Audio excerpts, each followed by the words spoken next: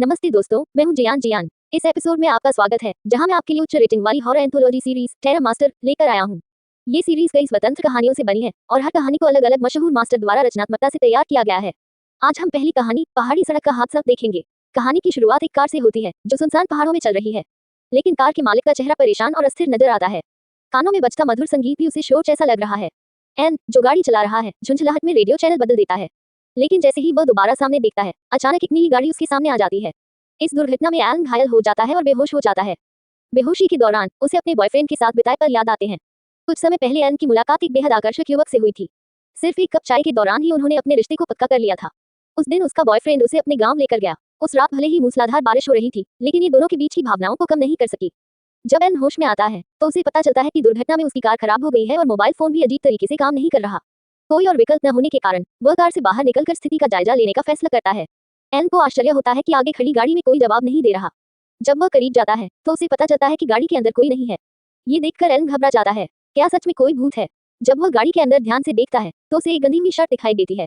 गाड़ी पर खून के निशान हैं जो सड़क से होकर जंगल की ओर जा रहे हैं। वह ये देखकर और भी घबरा जाता है और पहाड़ के नीचे मदद के लिए चिल्लाने लगता है।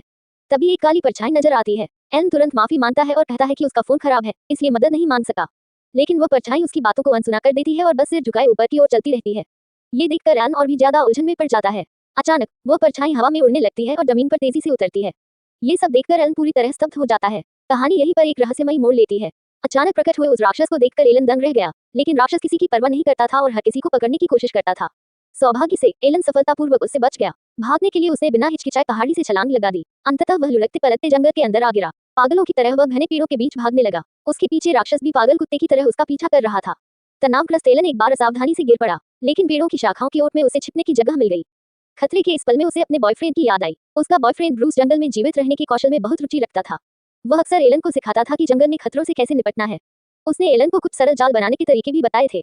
उसी दिन ब्रूस ने एलन को शादी के लिए प्रपोज किया था। जब एलन को अपनी किस्मत और खुशहाल जीवन की याद आई तो उसमें फिर से जीने की तीव्र इच्छा जाग उठी।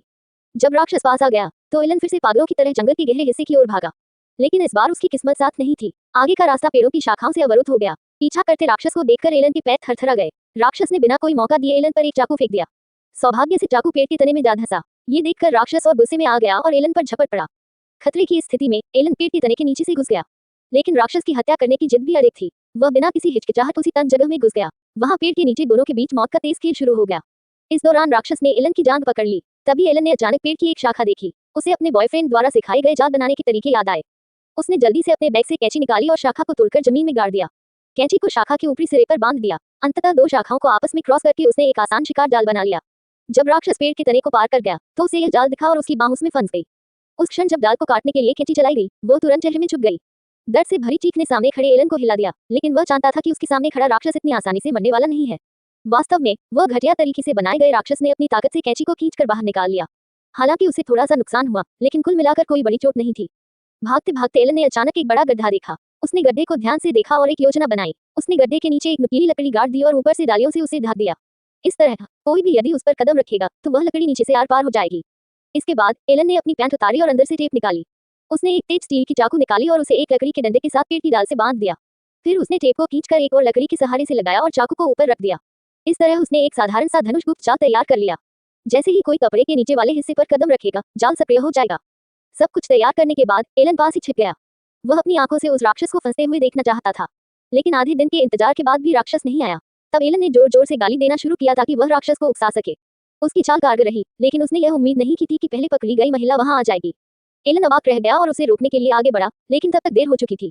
वह महिला जाल में गिर गई और दर्द से चीखने लगी। उसके पैर गड्ढे में लगी लकड़ी से घायल हो गए। उसी समय एलन को अपनी पीठ पर ठंडक महसूस हुई। राक्षस ने उसके गले को अपने पंजे से जकड़ लिया। राक्षस का चेहरा भयानक और खतरनाक था, मानो वह उसे वही खा जाएगा। इस खतरे के बीच एलन की नजर उसके द्वारा बनाए गए जाल पर पड़ी। लेकिन अजीब बात यह थी कि जब राक्षस ने जाल को सक्रिय किया तो तीर उसे छेदने की बजाय एलन के कंधे में जा लगा।